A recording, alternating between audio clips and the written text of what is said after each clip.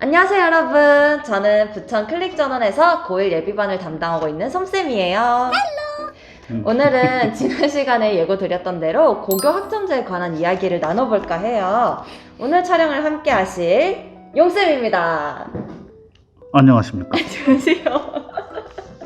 용쌤은 고2 예비반을 담당하고 계신데 서류랑 면접이 필요한 모든 전형들에서도 아주 프로십니다. 용쌤, 오늘의 주제는 고교 학점제입니다. 저도 사실은 이 고교 학점제에 관해서 관심이 되게 많아요. 제가 가볍게 알기로는 고교 학점제가 고등학교에서 마치 대학교처럼 이제 학점을 취득하는 방식을 쓴다. 그리고 그 과목 또한 자기가 이제 선택을 할 수가 있다. 이렇게 말을 제가 들은 게 있는데, 네네. 그래서 그 과목을 선택을 해가지고 어떤 기준에 도달을 하면은 학점을 부여하는 방식이다라고. 맞습니까? 네, 맞습니다. 제가 할 얘기를 다 해버리셨네요. 대학교처럼 100% 똑같진 않지만 기본은 이제 두 가지 기준입니다. 그래서 학업 성취도 한 가지, 그 다음에 출석률 한 가지, 이렇게 두 가지 기준을 충족시켜야 졸업을 할 수 있다. 기본은 그렇다라고 생각하시면 될 것 같습니다. 그 두 가지만? 네. 그런 식으로. 그러면은 이 고교 학점제가 대체 어떤 이유로 이게 시행이 된 거잖아요. 그게 어떤 이유일까요? 이게 아무래도 그러면은 학생들이 좀 더 자기 주도적인 그런 학습 방식을 선택하기 위해서 그렇게 하는 걸까요? 학생은 자기 진로에 맞게 선택할 수 있으니 당연히 좋은 거고, 학교 차원에서는 선생님하고 학생, 그 다음에 학생들하고 학생 사이에서 다양한 수업 방식을 통해서 학교 교육에 전반적인 좀 영향을 키워갈 수 있지 않을까. 네, 그런 장점이 있다고 보시면 될 것 같습니다. 네. 그러면은 이게 학교 교육의 역량 강화 뭐 이런 건가요? 그렇습니다. 교육의 질이 많이 향상이 될 걸로 기대를 해야겠죠. 그러면은 이 고교 학점제가 정확하게 언제부터 시행이 될까요? 지금 나와 있는 기준은 25년부터 전면 시행인데 22년이면 내년이죠. 그러니까 지금 2학년 친구들이 3학년 올라가는 시점에서도 몇몇 학생들은 이제 본인 학교에 따라서 부분적으로 시행하기도 합니다. 네, 그래서 저희 학생 중에도 이미 이제 학교에서 3학년 올라가서 진로 과목을 선택을 해라 라고 한 친구들이 있습니다. 네. 그러면 2025년부터 시행이 된다는 말씀이시죠, 정확하게는? 그렇죠. 그때부터는 전면적으로 시행합니다. 그러면은 그게 지금 보면은 2021년이니까 4년 정도나 남은 거잖아요. 네. 생각보다 많이 남았네요. 4년 금방이에요. 아, 네. 그런가? 그러면은 이제 지금까지 제가 이제 듣기로는 되게 좋은 방식 같아요. 뭐 좋은 방식이니까 시행을 하려고 하는 거겠죠? 네. 근데 이게 실제로는 과연 어떻게 운영이 될지가 저도 궁금하고 이제 이 영상을 보시는 다른 분들도 다 궁금해 하실 거예요.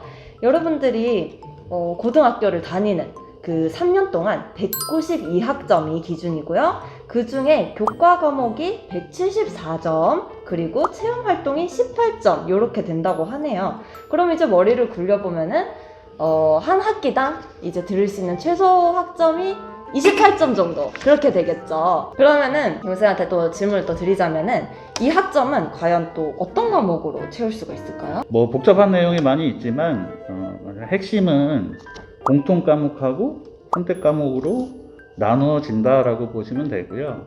공통 과목은 이제 알고 계시는 등급이 나오는 상대평가.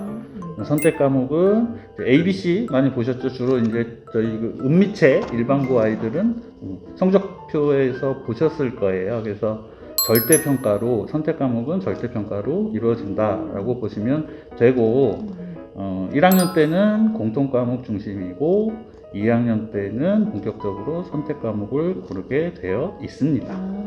네. 그러면은 지금하고 이제 학사 일정이 되게 많이 바뀔 것 같은데, 네네.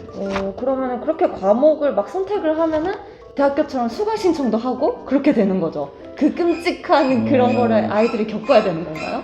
그렇죠. 근데 와우.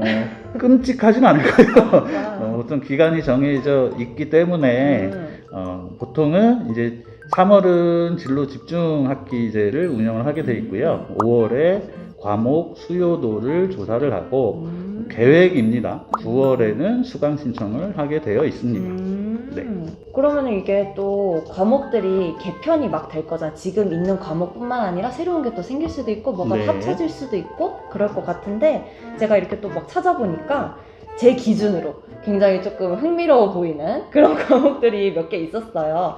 이제 아까 말씀하신 것처럼 선택 과목이 뭐 일반, 융합, 진로 뭐 이런 식으로 나뉘던데 그 중에 막 융합 과목에서는 여행지리 막 이런 거 있었고 진로 선택에서 국제 정치 이런 거 제가 또 정치에 또 관심이 또 조금 있기 때문에 정치 이런 과목 예시가 나와 있더라고요. 그래서 이렇게 과목들이 막 더해지거나 합쳐지거나 이러면은 아무래도 학생들이 과목을 선택함에 있어서 고민이 굉장히 많이 될 것 같은데 그런 부분은 혹시 어떻게 하는 게 좋을 거라고 생각하십니까? 아무래도 여기서부터 학생들이 많이 헷갈리고 고민할 수밖에 없는 것 같더라고요. 그래서 저한테도 많이 아이들이 선택하기 전에 물어보기도 했는데 당연히 첫째는 본인이 공부를 잘 하고 있거나 잘 할 수 있는 영역을 선택하는 게 당연히 우선시 돼야 될 것 같고요. 자신 있는 과목? 그렇죠. 연결해서 수능 공부하고도 같이 고려를 해봐야겠죠. 네. 그리고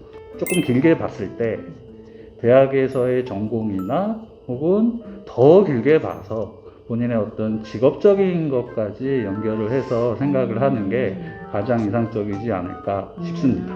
네. 그러면은 이게 또 과목이 바뀌는 거잖아요. 어떻게 보면은 그러면은 성적을 산출하는 방식도 조금 바뀌는 게 있겠네요. 그렇죠. 이것도 좀 헷갈리기 쉬운데 단순하게 정리하면 기존에는 A부터 E까지 있다라고 했을 때 네. 거기에 대학교로 치면 F학점이 되는 거죠. 그래서 표기상으로는 I가 뜨게 되는데 기준을 충족하지 못해서 미이수가 되는 사태를 I라고 보시면 되겠습니다. F는 아니고 I다? 그렇습니다. 그래서 대학교는 F가 나올 경우에 재수강을 하거나 맞습니다. 학점을 포기를 하거나 맞습니다. 해야 되지만 대학교하고 경험이 있으신가 봐요. 비슷하다고 해서 똑같이 할 필요는 없고요.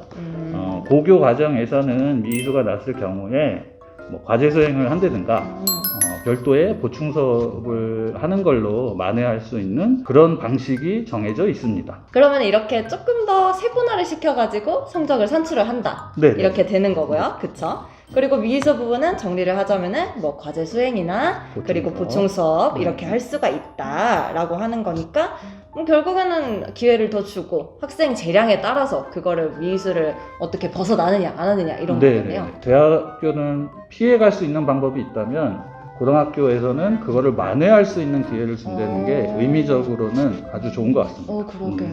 마음이 약간 따뜻해지는 말이다 갑자기. 지금까지 저희가 고교 학점제에 대해서 되게 이런 나름 핵심적인 내용만 조금 이렇게 이야기를 나눴는데 결국에는 이제 일반적으로 고등학생이라면 입시를 생각하게 되잖아요. 그래서 이 입시에도 혹시 뭔가 변화가 있을지 그게 좀 궁금하네요. 그렇죠. 아이들이 가장 궁금해하는 거는 그래서 선택은 했는데 이거 대학교 갈 때 어떻게 쓰이느냐 그 부분이 가장 궁금할 수밖에 없는 내용인 것 같아요. 이것도 간단히 정리하면 아직 모른다.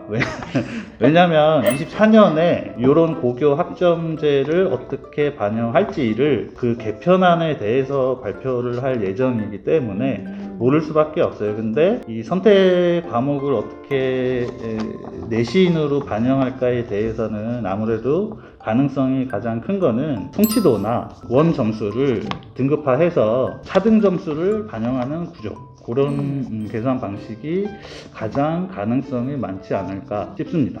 네. 오늘 고교 학점제에 관한 내용은 이쯤에서 마치도록 할 거고요. 이야기를 이렇게 나누다 보니까 저도 막 조사를 한 게 있었는데 오히려 이렇게 얘기를 나누면서 차곡차곡 머릿속에 정리가 되는 느낌이 들었어요.